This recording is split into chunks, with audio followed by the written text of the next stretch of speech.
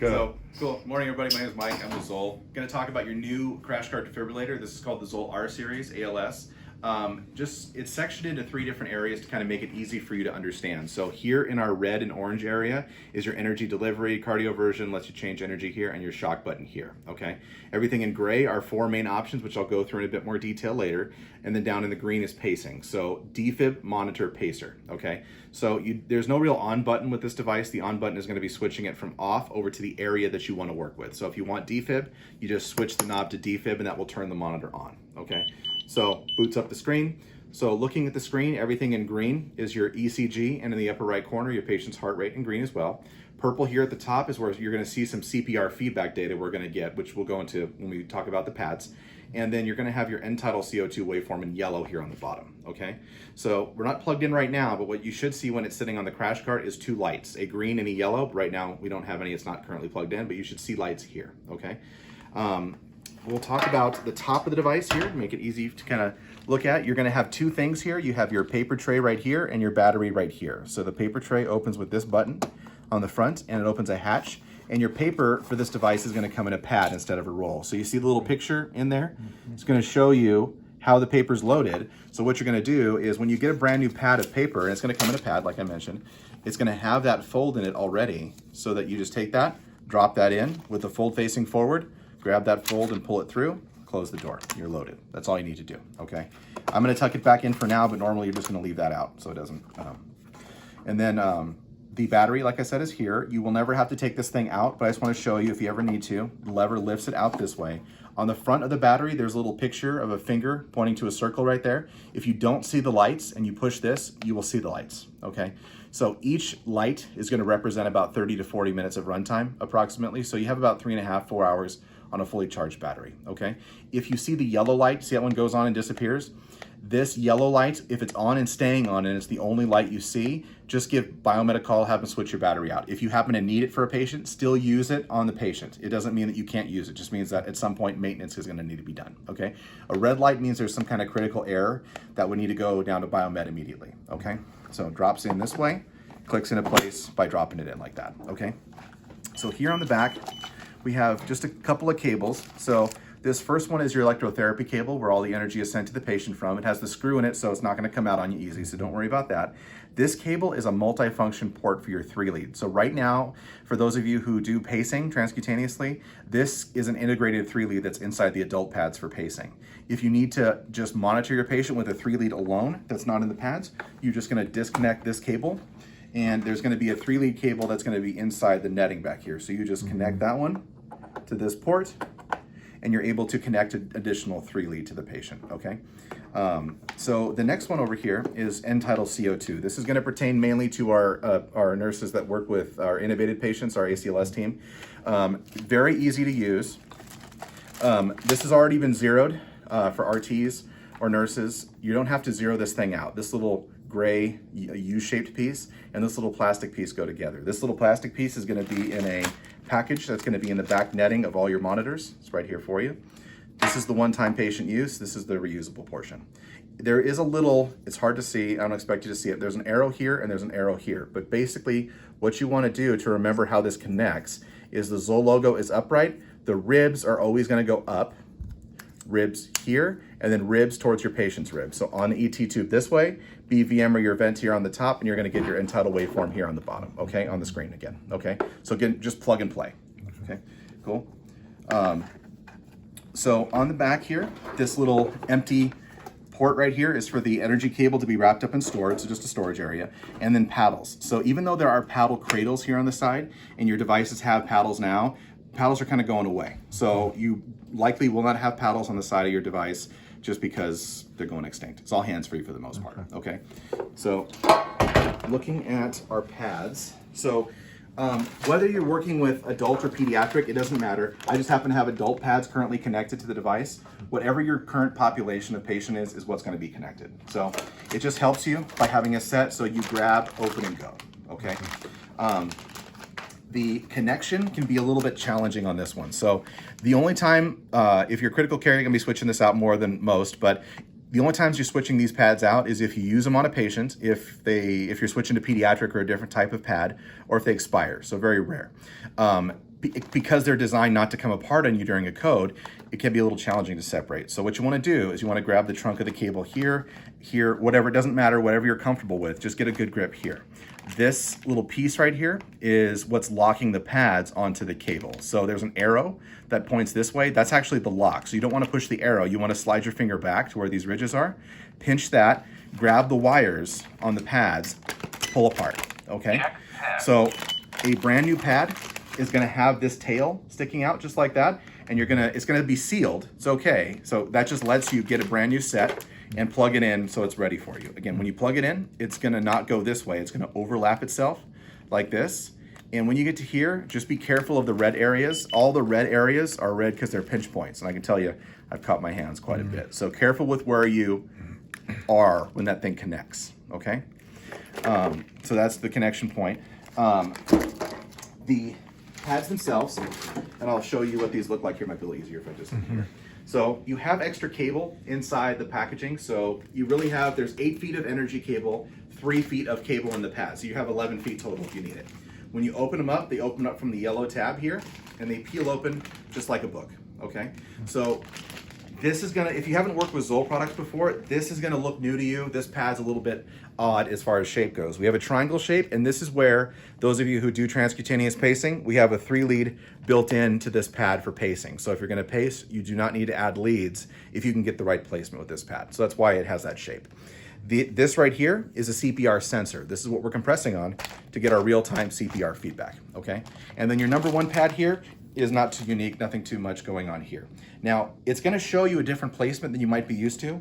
It's showing you anterior, posterior placement as a primary. Doesn't mean you have to, because you can't always get to your patient's back. But if you can, you wanna start with your number 1 pad posteriorly below the patient's left scapula.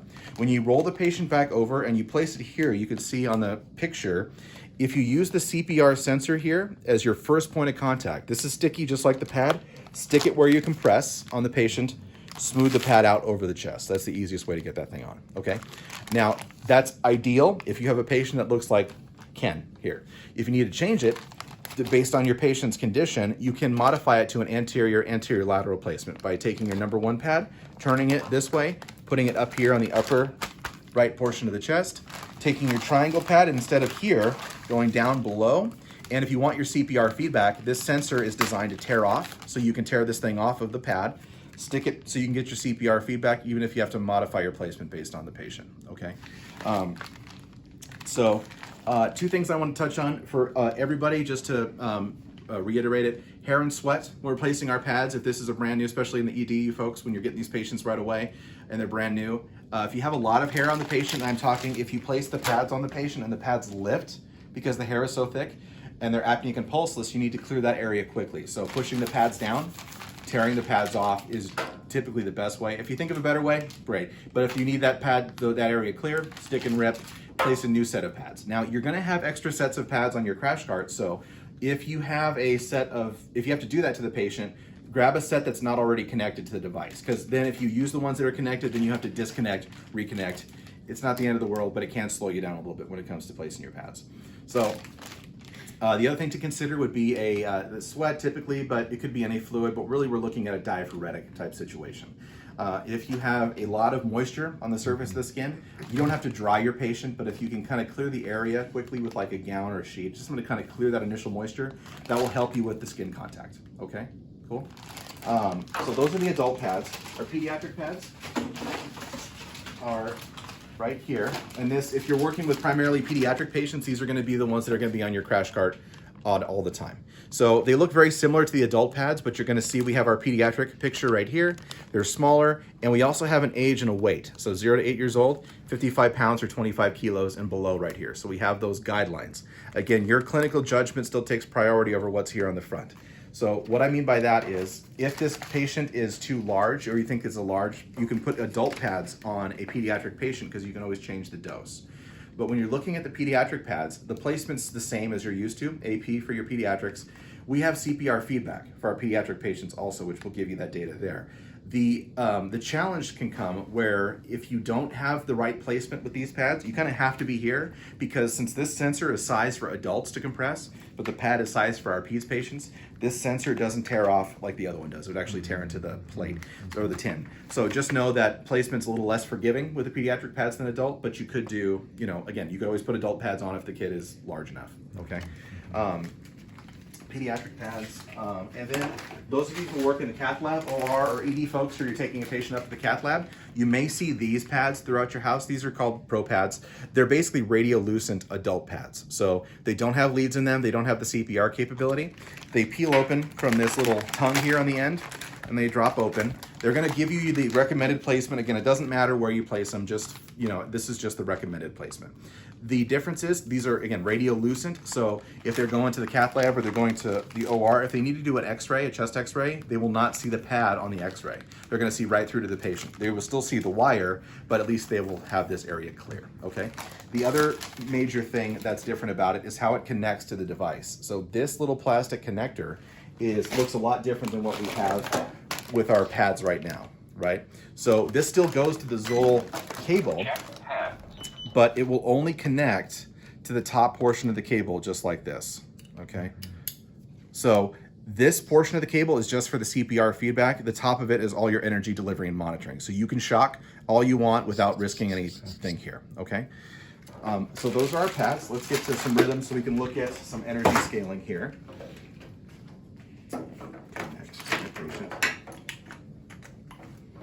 So on your screen, you're gonna see your normal sinus rhythm, and what you're hearing is the QRS volume, which is normally something you want to hear. But if you want to shut off your QRS volume, there's a little options key here in the bottom left corner. If you push that, it will say QRS volume off. Press it again. Okay, now it's nice and quiet. Return will take you back. Okay, so now we're going to put our patient in a shockable rhythm. So we got some VTAC there crossing the screen. Now, if you're looking at the screen right now, you're not going to see the joules that are initially set to the patient. If you turn it from off to on, it's going to show you the joules on the bottom here in the middle. So defib 120 selected, okay? And this is because the monitor knows what pads are currently connected to it. Right now it thinks we have adult pads connected, so it defaults to 120. If you have pediatric pads, it will default to 50. This is just the starting energy. You can change that. So let's say we're satisfied with our 120. We're going to charge, so a charge button's right up here. Charge it up. You're going to see the joules again. You're going to be able to confirm if that's the dose you want. Your shock button is going to be right up here. So when I shock the patient, pay attention to the joules here. You're going to see them change. So I'm going to shock, so they're going to increase. So this is just a default setting for our BLS responders in mind. If they're using this device like an AED, they're not worried about changing joules. So this will go from 120. It's preparing to shock again if we charged again at 150, and then it would go to 200, okay? For pediatrics, 50, 70, 85, okay? So if you want to change it, of course, at any time, you can use the energy select key right here. It looks like a volume control on a TV. You can go down, you can go up, whatever you want to do. But say you go down for a cardio version, you're down at 75 joules. You charge it. Now, if you charge it and you shock again, it will stay at 75 or wherever you set it. And that's because you override the default energy scaling, okay? Now, you may have already seen it, but below the joules on the screen, when you shock, it says how much energy is delivered, which is going to be a little different than what you have. If you work with other devices, some of them go up to 360 as far as energy goes. This one, you can only set it to 200, but we have our waveform works a bit differently than other waveforms. So when you shock, see how it says 231 delivered below that? So the delivered amount is compensating for your patient's impedance. So impedance is just whatever is between pads and heart. So if you have a COPD patient with a barrel chest, or you have a bariatric patient, you do not need to increase the joules based on the patient's size. You can leave it at whatever you want to dose the patient, because if you is a patient that is bariatric and you have it at 120, 120 is what the dose the heart will get. It's just going to take maybe 160 to get that dose there effectively, okay? So just for everybody at home who's watching this, how impedance works with this is there's a lot of different things like vector and things like that, but basically, as a medic, what I understand is it senses where the other pad is. So when you hit the shock button, it's going to send a small amount of energy to find its other pad, and then it's going to refract it back. So say 10 joules goes out, 7 comes back, it's going to know it's got to increase to make sure 10 joules crosses that spectrum. So it's going to customize your shock for every patient. So now since we have 2 numbers on the screen for joules, you're still only going to chart the dose that you've selected. So in this case, I'm charting I'm charting 200 joules. I'm not charting 231 or whatever it said on the bottom, because this was my dose. The 200 was the dose I gave, okay? Okay, so just know that's going on there. Now, for those of you who maybe are not used to looking at rhythms every day, or if you're by yourself for a code, you can start this device analyzing for you before the code team shows up. And that's what this button right here, the analyze button here, is going to do for you. So if you're not sure what that rhythm is that you're looking at, you hit analyze. And clear. It's going to analyze that rhythm for you. It's going to, in this case, since this is a shockable rhythm, it's going to charge up, but it will not shock until you press the shock button. So we're clear, we're shocking, Perform CPR. and we're back on the chest, okay? Now, a great feature about this is down here in the bottom right corner, there's a little timer counting down from 2 minutes. This is your 2-minute reassessment timer. So if you need to, again, at the end of the 2 minutes, this device is actually going to audibly say, press analyze. So if you're not sure when your last pulse check was, it's a great way to keep you on track, okay? Now, code team, if you're showing up and you are here, you do not need to do anything with that. If it says press analyze and you don't want to press it, or you don't need to, you do not need to press it again. If it says press analyze, just ignore it, and it will turn that feature off, okay? So a couple things to help you out there. So the other thing I wanted to show you is a little bit about the CPR feedback portion. So the CPR feedback, I can do it right here, is if you're looking at the screen, there right now you'll see on the far left, there's a timer that's counting up. That timer is how long we've been off the chest for. So when I start compressions on the mannequin, that timer is going to disappear, and you're going to see two numbers. The first one's going to be representing the depth of your compressions, and the second one represents the rate. So that will show up when I start compressions. So right now we're hooked up to adult pads, so 2 to 2.4 inches is the rate or the depth we want to be at, and the rate should be between 100 to 120, okay?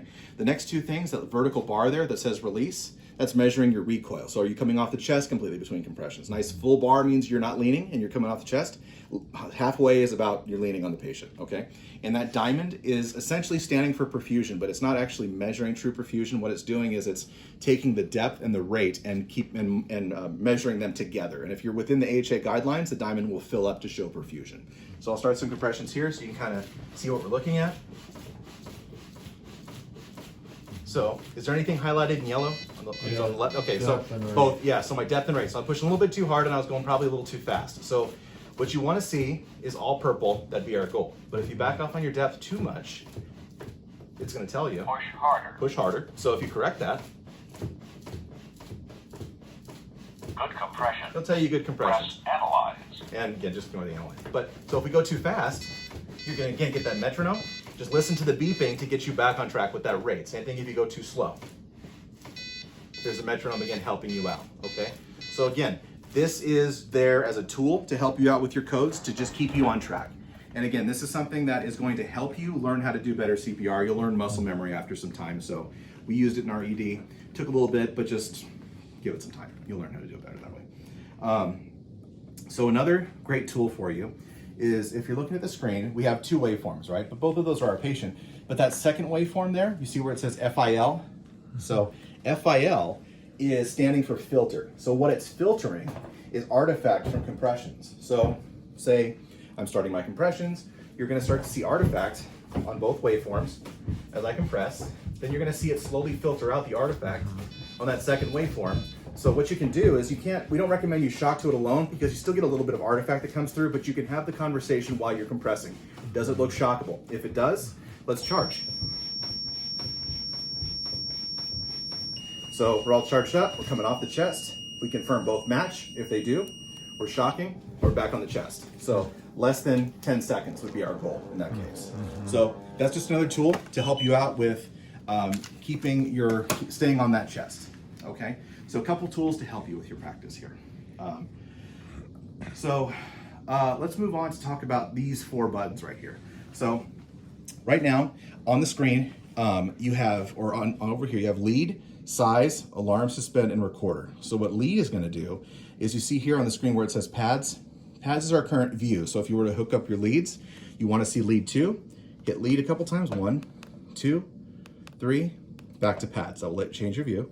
Size is going to increase and decrease the size of your ECG waveform on your screen and your printout. So if you hit size, right now it says ×1 right here. You'll see as I hit it, 1.5, 2, 3. You'll see a noticeable difference in the waveform size there. So let's just see a little bit better. Now, alarm suspend is kind of backwards in this case. Since it's a defib, we have all of our alarms defaulted off. So you see the little bell with the X. If you want your alarms on, you actually push it once, and you'll see the bell X goes away. There's our alarm, what it sounds like. So the whining, highlighted heart rate, flashing bell. Pushing it once silences it for a short period of time, about 10 to 15 seconds. If you want to silence it completely, you want to hold down the alarm suspend until you have X's through a solid X and that background lit light goes away. The recorder button right here is gonna, basically, you're gonna get a strip every time you shock a patient or there's a critical rhythm change. It's gonna give you 6 seconds before the event and 6 seconds after. But if you want to continue a strip, pressing recorder once is going to start that strip. Pressing it again will stop it, okay? So, now cardio version. So we're gonna go to that. So if you don't need cardio version, you won't need to worry about this, but this is fairly easy. The sync on off button is gonna be here in the bottom right corner. If you hit the little soft key below it, you're gonna notice two things. You're gonna see it says sync and the joules on the screen, and that will not disappear on you. That's gonna stay up whether you change the joules or not. So let's go down, we'll start at 75 for that. You're gonna also see little white markers on top of your R waves to show that you're all synced up. So 2 identifiers on the screen that you wanna confirm. So charging up.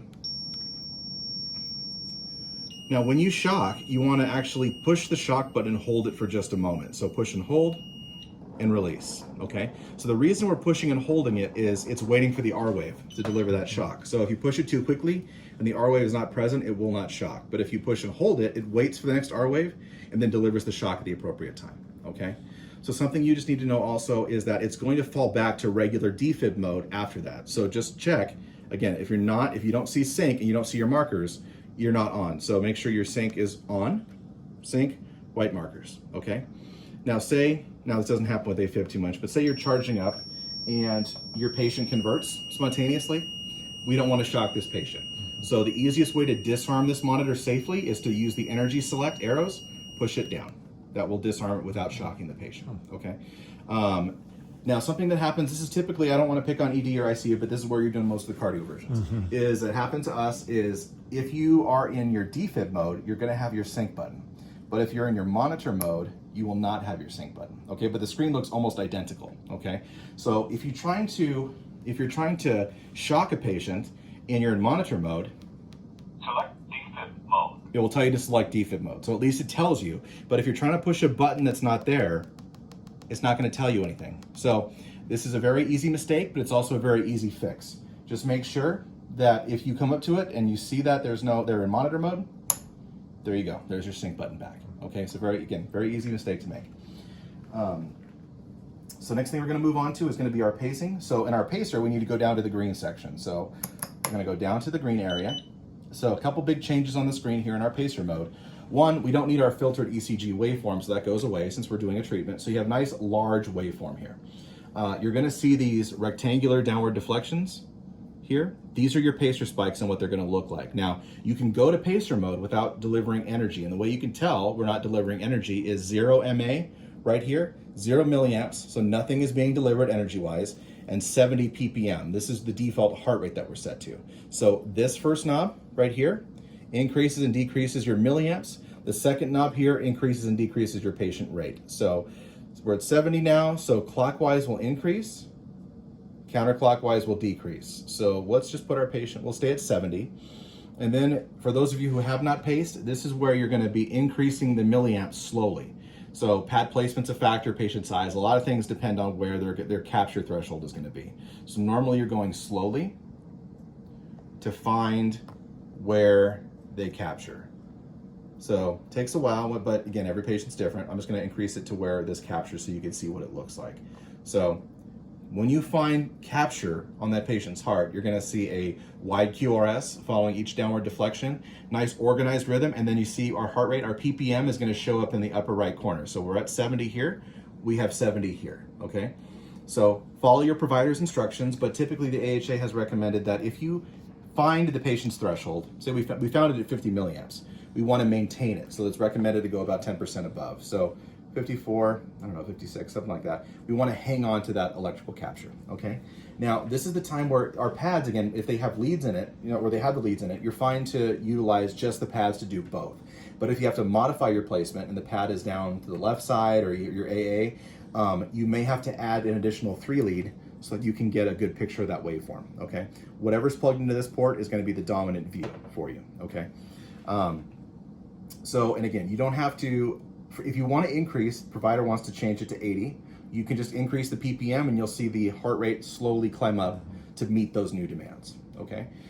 Now, it's going to default to demand pacing. It does not say demand pace, but just know you're going to default to demand. If you ever need to go fixed or asynchronous, you just hit the button in the bottom right and it will tell you asynchronous pacing, okay? And you can always switch back to demand, okay?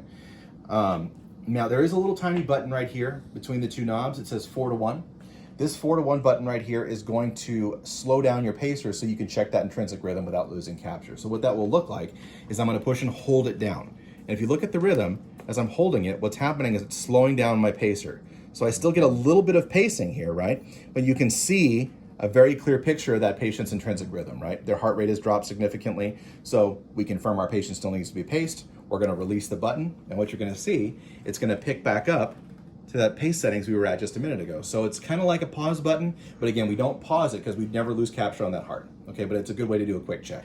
Now, those of you who are charting this, this would be a good time for a strip, maybe.